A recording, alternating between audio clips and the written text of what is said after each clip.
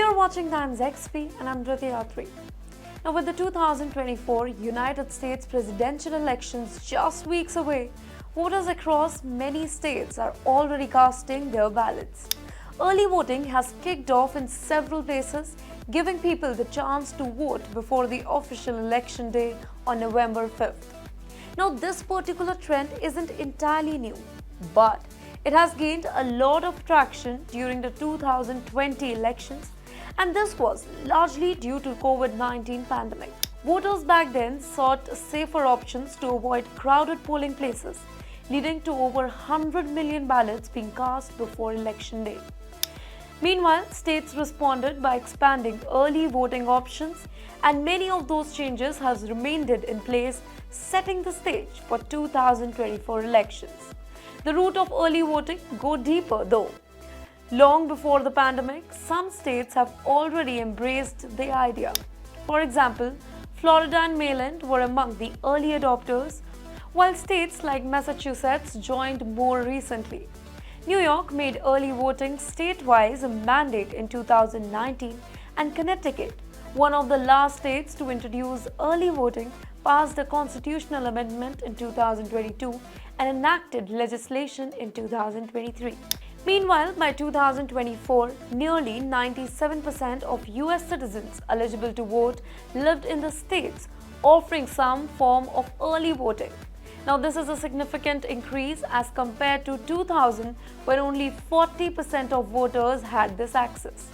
The percentage of ballot cast early has steadily risen, reaching a record of 69% in 2020 presidential elections.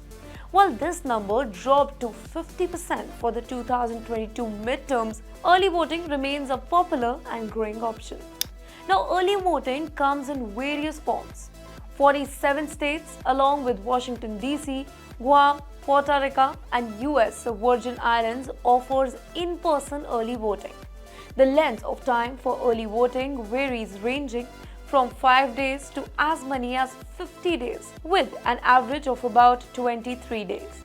Now, some states like California and Nevada automatically send mail-in ballots to all registered voters. Meanwhile, other states like Alabama and Mississippi only offers absentee ballots in specific cases. Now, weekend voting is another feature in 23 states, with option to cast ballots on Saturdays and Sunday or both of the days. Now, absentee voting without a specific excuse is also widespread, with 36 states and Washington, D.C. allowing voters to mail in their ballot. The early voting calendar is already in full swing.